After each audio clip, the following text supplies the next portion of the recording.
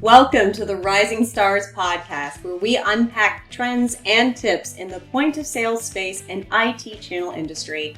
My name is Kate Orara, and I am the Partner Development Manager at Star Micronics America. I've worked in the channel for almost 18 years and have met some fascinating people along the way. Hello, everybody, and welcome back to the Rising Stars podcast. I have the honor of being joined today by Heather Philpott, who is the Director of Supplier Services at ScanSource.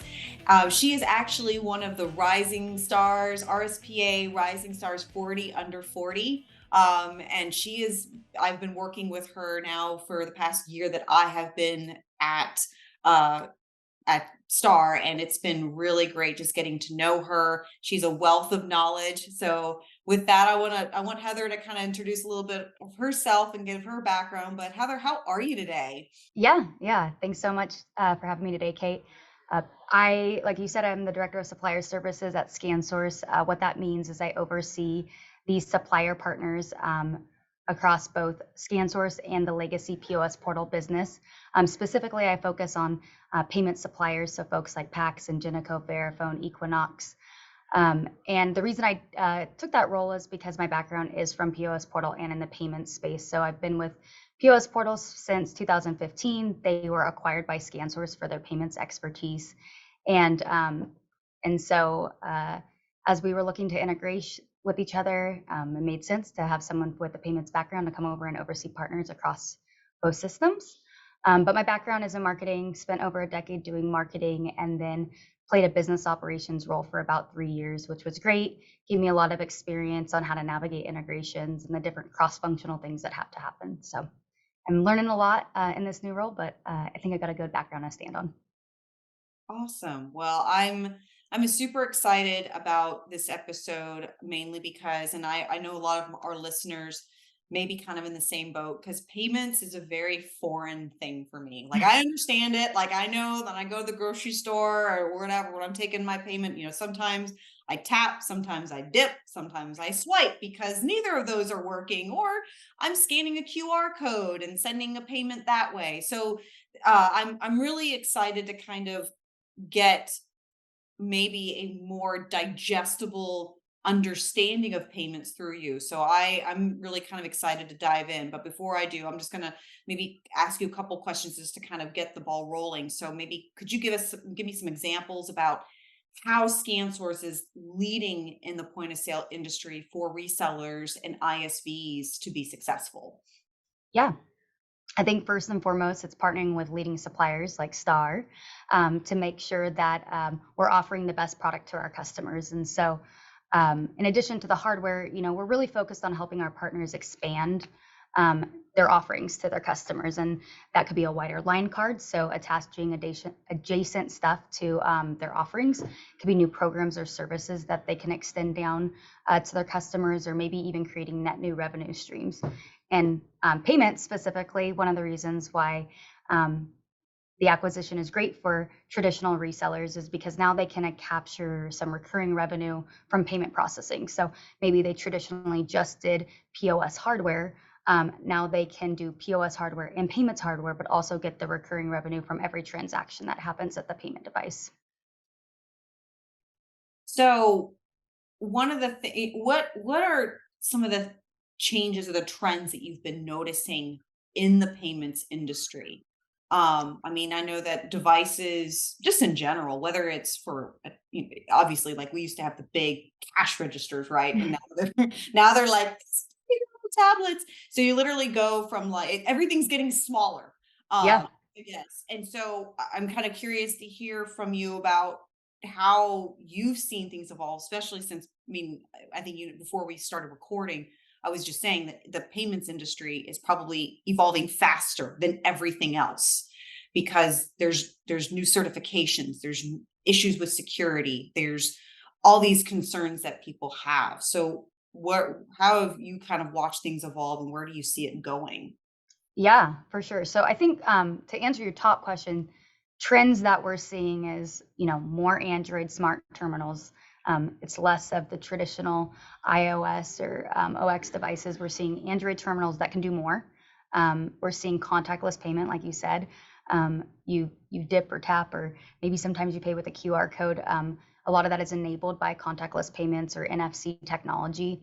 Unattended, when I go to some of the fast food restaurants, or even going to something like Panera, I'm not going up to a register anymore. I'm using an unattended kiosk to enter my order, and then I just wait for it to pop out.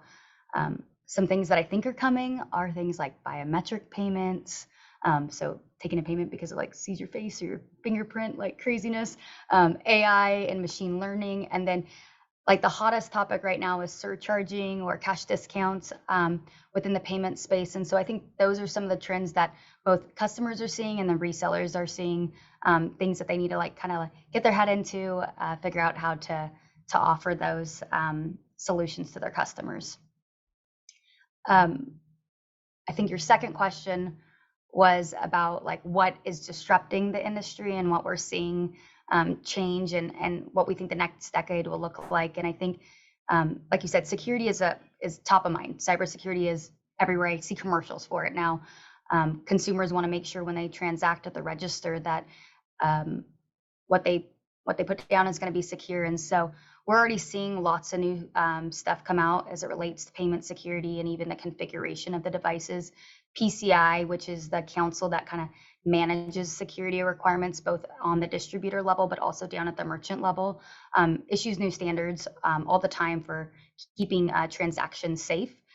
Right now, one of the ones that's the most prevalent and kind of top of mind for people in the payments industry is the move from traditional local key injection to remote key injection. And basically, local key injections happens in a secure cage, and it's done within our facilities. RKI is done in the cloud. And so there's lots of conversations about how that's changing and how we can make that the most secure. And while I'm no compliance person, I can't probably dig too deep into that. That's just something that's happening. And I think that that's going to change how we service customers, and the hardware that's on their counter. It offers some more real-time capabilities to make changes to a device on the counter, which is always great for the consumer to have things be quicker, faster, updated better. I think we're, oh, good. I was going to say, so remote key injection, it's fascinating to me. Again, because we're talking about security, but yet it's not. And I remember this is dating like years ago when I worked for a services company, and we said that we would do everything except key injection because of the cage and the it has to be two people in there at all times or something. I remember it was something crazy. But now it's going into remote key injection. So I guess I maybe high level, not that you have to get into the nitty gritty of it. I would like to kind of understand again broad understanding of how does it work, how does one get certified to do remote key injection, which I'm sure ScanSource offers that, and how. And it's a three-part question. I'm sorry. Yep, no worries. And how is it a threat, do you think, in this market, or is it a threat? Is it more of a benefit? Is this a good thing? Yeah. Well, like I said, I'm no expert on this one, so be patient with me on this one. But you're right. It used to require a cage, or what we call a key injection facility, and so you have to go through a lot of requirements and audits to be able to be a certified key injection facility in the United States. And ScanSource has 3 of those. So they've been a leader in being able to service payment devices, for the biggest partners in the world, all the way down to small SMBs. And so RKI does enable that in the cloud. That is coming from the hardware manufacturer usually. So they're the ones sending the keys. Now there's other payment partners who play a role in that, but the top line capabilities come from the supplier. And so that's a change, because today that does usually come from the distributor or the payment partner who's configuring the devices. I think, I think it's an opportunity. It's an opportunity to be able to service our customers quicker and faster. That doesn't mean that distribution won't have a role in supporting RKI. It just means that it won't physically be in our warehouses anymore. Okay. It may be in an office where we manage it remotely from a computer. And you see that as more of a benefit, not only for you, but maybe for the customer, and does it benefit, how does it benefit the reseller? Yeah, certainly for the reseller, it opens an opportunity for them to be able to do the RKI. And so they can, some of our partners have platforms where it's like a device management platform. And so they can be the one doing device management in the field from the reseller's office. So it doesn't just have to come through distribution. But certainly at the end of the day, everything we do, all of us, Star, ScanSource, a reseller, is about making sure that the consumer gets what they need in the quickest amount of time they can, so there's less downtime. And so at the end of the day, this is a benefit for the overall market to be able to service our customers quicker. Okay. A couple other things on like the threat thread is I think we're seeing a lot of new players in the payment space. So we're seeing mobility players, traditional mobility players get into payments. So maybe the barcode scanner that was used to enter people in the parking lot at a venue can now have a soft POS loaded onto it, and it can also charge you for your beer when you're sitting in the baseball park. We're seeing traditional POS VARs add processing to their offer. So historically, that was kind of segmented into the ISO agent channel who service payments devices, but now we're seeing more POS VARs get into that space. And we're also seeing ISVs become payback. So previously it was ISVs were really focused on like vertical specific software offerings, but now we're seeing companies focused on payment facilitation, so enabling ISVs to not only charge that recurring revenue for the software platform, but also for the transaction revenue. So I'm glad that you brought up the whole PayFacs, the payment facilitators, because I started going down the rabbit hole of reading articles around payment facilitators. That's a pretty new niche, right? Yeah, and we're seeing, my other thing on threats that I had kind of thought about was mergers and acquisitions to create like these unified commerce experiences. And what we're seeing is some of the big processors or the big ISVs acquire these PayFac companies, and so they can offer this holistic experience where maybe you only certify with one person, but you're able to get your card present transactions, your online transactions, and your software all bundled into one thing. And so people are coming together more and more every day. So payment facilitators, those are different than ISOs. Or do you still need an ISO, or is it like an either or or merchants, like what's the difference between the three, and does a payment facilitator kind of jump all of that or skip all of that? Yeah, so if the ISV has become a PayFac, then they can offer the payment processing through the software. So you wouldn't need to have a separate contract with a processor via an ISO to be able to do transactions. Oh, so the PayFacs are more of a threat to the ISOs then. Probably. Wow. Okay. Well, like I said, I was going down that rabbit hole, and I was just like, oh my Lord, this is definitely a question that I have to ask Heather about and her expertise on it. So as far as the devices go, you said that there's mainly going towards like the Android type of direction. I know that I think that there were the big terminals. We used to have like the big terminals, and some people, I think it was, I mean, Verifone and Ingenico in particular have like large digital displays that you can do like advertisements and things like that. Do you think those big terminals are going to be a thing of the past, and the payment devices are just going to keep getting smaller, or do you still think that they have a place somewhere in there? I think they have a place. I think certainly it depends on what market you're supporting. And so probably in the tier one, they're going to have multiple use cases and multiple terminal types. Maybe as you go downstream, they can get away with an all-in-one multi-purpose Android MPOS device that does their POS software and their payment transaction on one device. But I think that when you're talking target, they're going to still have the traditional lane They're going to have the SCO checkout. They're going to have someone who needs a device to go out to the counter or the curb with you.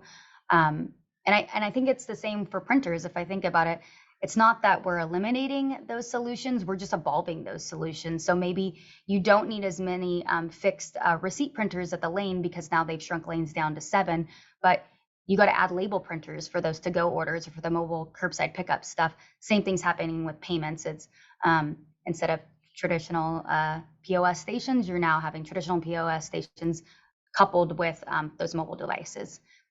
And I was reading a study the other day, and it was saying that by 2026, so we're only like 3 years away, they anticipate that 50% of the terminals that will be out in market will be mobile. And that kind of maps to that, right? So if we're seeing a lot downstream and then a mixed use case upstream, more people will have more solutions, pay at the table, pay at the, like I mentioned earlier, pay at the seat at the ballpark.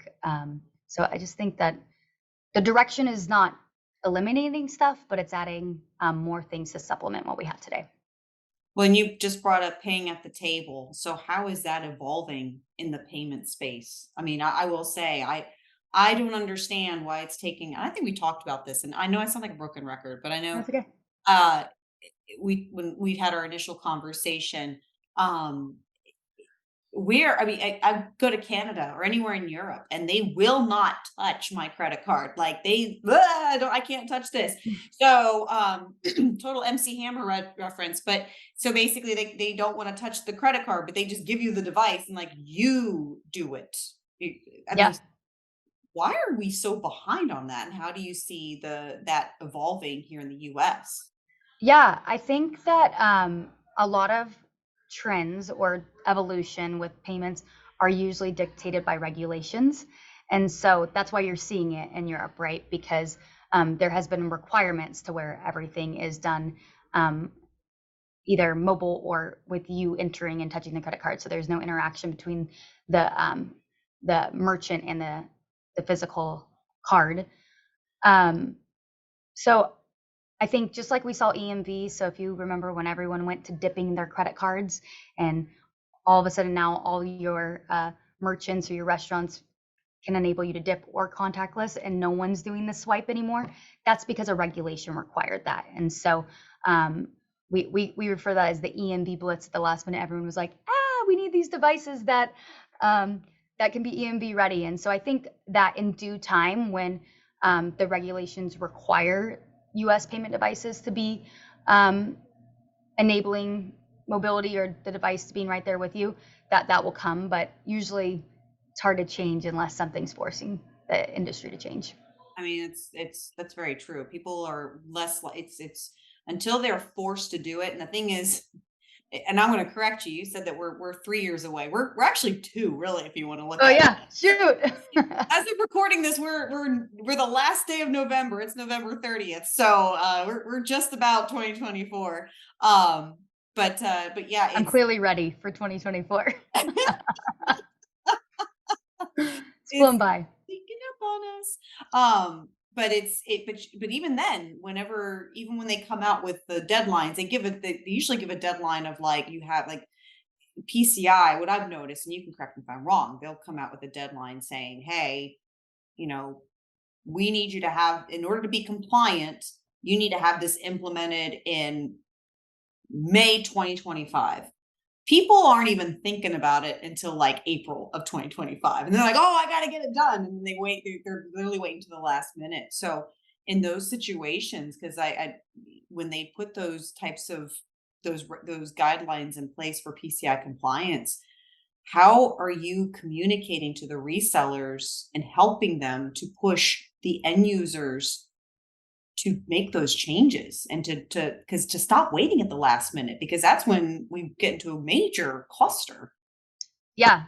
That's why we called it the Blitz, because it was, I mean, not to go in the weeds here, but it was, I was pretty new to Portal and that was happening. And they basically called the entire staff into this back room and they had a whiteboard and they said, guys, we're all going to the warehouse, pick a shift.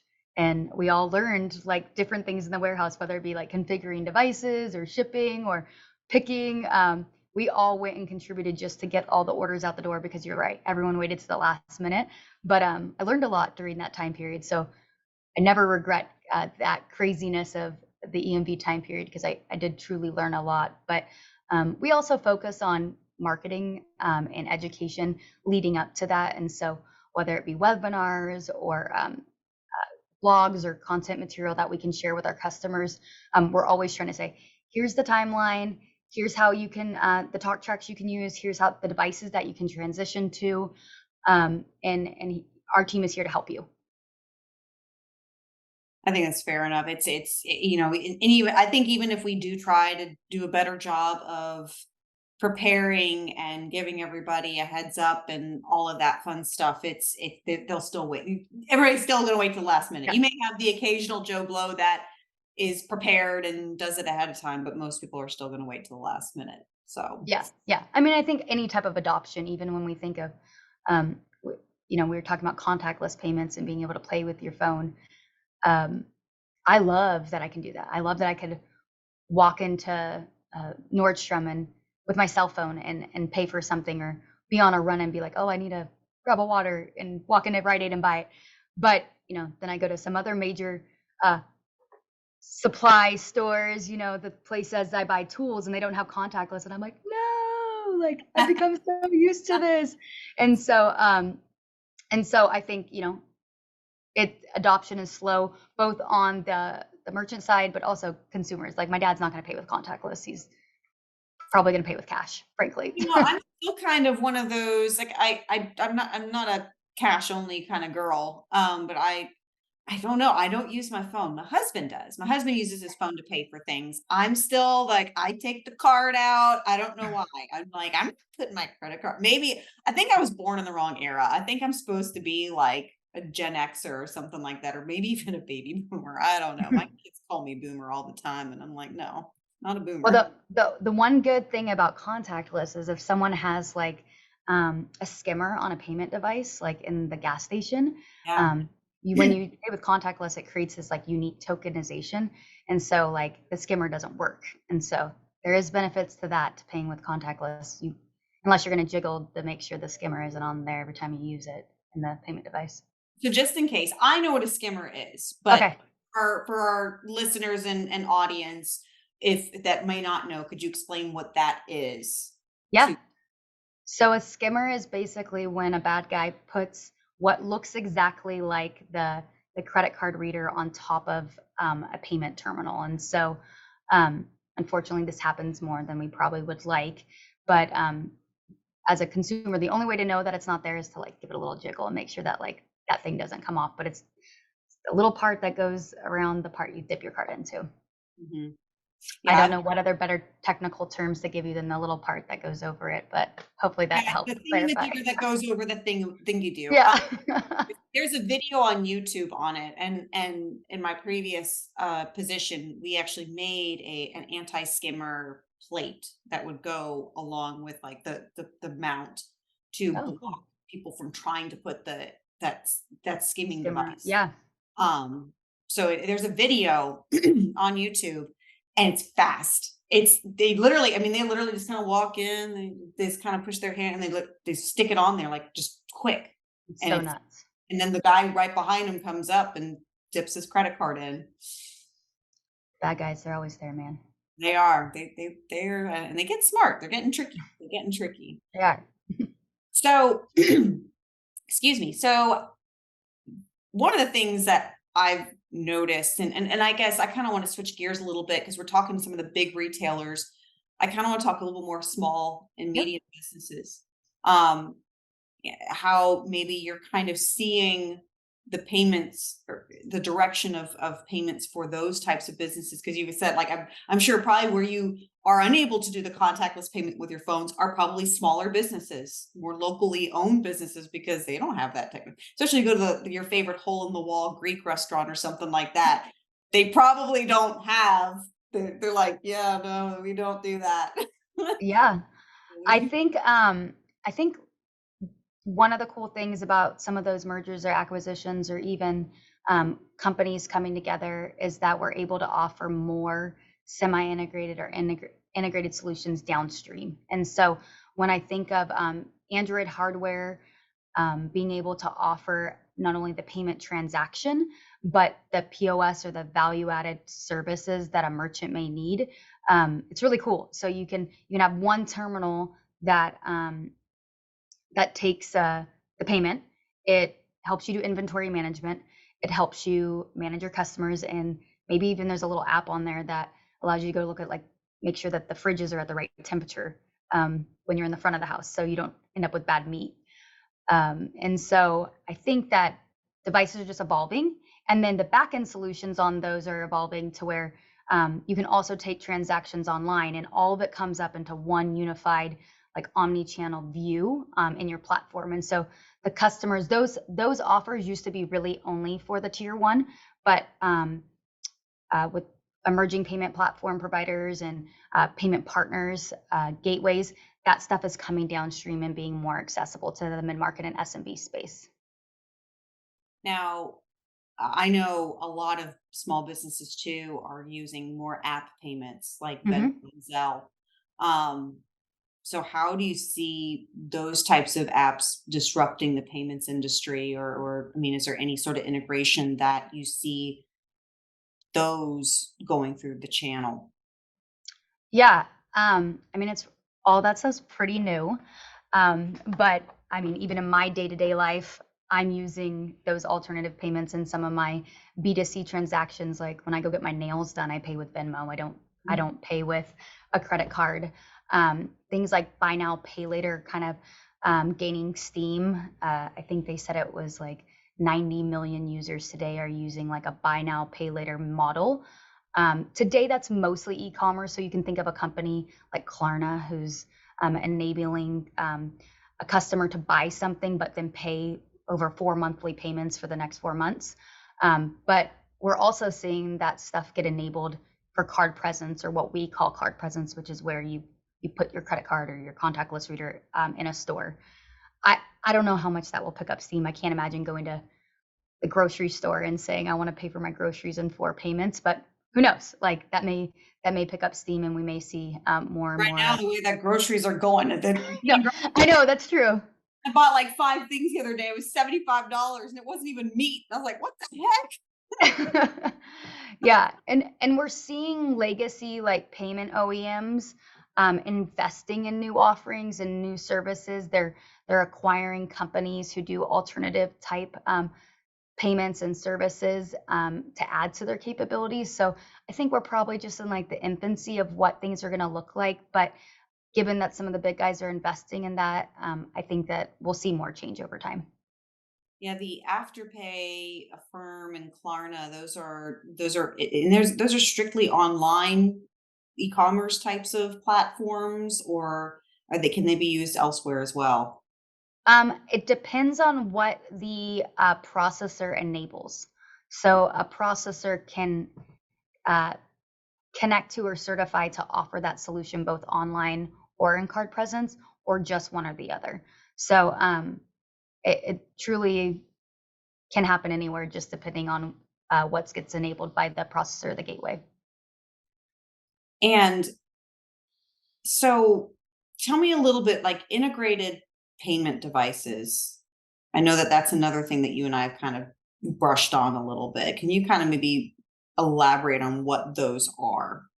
Yeah, so integrated or semi-integrated solutions usually mean that the device is working with a POS software for card presence, or an online e-commerce solution. And so basically that means that the POS and the payment device are working together. So if you think about it, back in the day, you would go, let's use the doctor's office, for example. You go to the doctor and they print out your bill, right, from their POS, but it was just whatever the doctor's office management system was. And then they like pushed in, Heather owes $25 for her copay. And so they put $25 into the payment device, took my credit card, swiped it, and then they stapled those two things together. Now, if it was integrated or semi-integrated, then the POS would send down to that payment device, automatically load that 25, and then I swipe, and the receipt comes out as one device, or one slip. So it's integrating the POS portion with the payment portion together. It also integrates if this is the model, and this is one of the values of gateways, is it integrates the online transactions. So it enables a merchant who sells online and in store to see all of their transactions, no matter where they came out of, all in one platform. And it helps with things like inventory or cost management or sale management, because you see everything in one place. It's not like separate online and offline transactions. And so what is ScanSource doing to support the resellers for these types of solutions? How are you supporting not only the reseller, but also the ISVs? Yeah, I think that was probably one of their big reasons for purchasing POS Portal, frankly. Our background is really focused on that deal engineering, the pre-solutioning of payment devices. And as those payment devices have gone from that dumb one-purpose payment transaction device to these semi-integrated devices, they built this team of subject matter expertise who can help with the pre-solutioning. So we can talk to the reseller or the ISV and say, who's the gateway? Who's the processor? What POS software are you using? What's the hardware you want to do? Okay, we'll go bundle this up, configure it for you, and we'll deliver it to you every time the right way. We also do that on the front end, where we work with some of our partners to pre-configure and merchandise solutions. So a reseller can go on there and buy it right every time from the website. And so if it's a DataCap, WorldPay, and Genico solution, and that's sold to the channel can go on there and order it every time the same way. So we have both custom deal engineering and then the pre-configured solutions. Okay, so you're able to customize things based on what the customer is wanting as well. Yep. What are some things that maybe you think that are some oversights, conversations that you have with a reseller or with an ISV, that questions that they should be asking their end users that they're not asking, things that you guys like constantly are like, oh my, if in a perfect world, this is the information that we need to get? What are some oversights that ISVs and resellers have when they come to you? Okay, so I think for resellers and ISVs, it probably crosses more than just payments. It's POS as well. I think they should be asking their customers what more they can do for them. So it could be adding payments. We would love that. It could be adding other offerings in your POS stack. It could be offering them services or recurring support models that they need. I think there's always opportunity to add more. And if you can't add more, or you don't have the scale to add more, find a partner to add more with. So I think I've learned a ton from you just from this, and I hope that maybe you'd be open to doing a part 2, maybe 6 months from now, because Lord knows things are going to change. But for anybody that might be listening to or watching this podcast, like how could they better educate themselves, and what are ways that they can be better armed when they are trying to assist their customers with these solutions? Yeah, talk to your partners. If you're working with a gateway or a processor, talk to them about how you can do more. Talk to your distribution partners. We'd love for you to talk to our account managers. I'm always available. There's other folks on our team who are here to help you walk through this. We want to handhold you. We know it's hard. It's hard because it's more sophisticated, not because we make it hard. It's just the devices are doing more, which is great for the downstream experience, like we talked about at the top. Customers want an out-of-the-box, easy-to-use solution. And so we have to do our jobs as distribution partners and resellers to make sure that when it lands on their counter, it's ready to go. Awesome. Well, this is the chance. Again, thank you so much for your time, Heather. I had a great time. Like I said, I think that this was very educational for me, hopefully for our listeners and viewers. But this is your chance to kind of plug how people can reach out to you, connect with you, LinkedIn, all that fun stuff. So how can we be in touch with you, Heather? Yes, definitely. Heather.philpott@scansource.com, Heather Philpott on LinkedIn. And if you forget all that, just go to scansource.com, fill out a customer or a contact form, and we'll get a hold of you. We're always here to help. And we do webinars on payments and other things all the time. So we're here to be your resource. Thank you so much, Kate. This was way more fun than I anticipated. But And Heather mentioned that they do webinars regularly. I'm not sure when this podcast is going to be published, but you were doing one on the 13th of December. Is that correct? Yep, we have an Expanding Your Opportunities with Payments webinar on December 13th, which is a Wednesday, and we'd love to get you signed up if you're interested. Perfect. So if this is released before then, great. Make sure you join. If not, then I'm sure it's going to be recorded. They will have it on ScanSource website, and we'll be sure to include that in the show notes. But again, Heather, thank you so much for your time. We appreciate it. Thanks so much, Kate. Have a good day. You too. Bye-bye.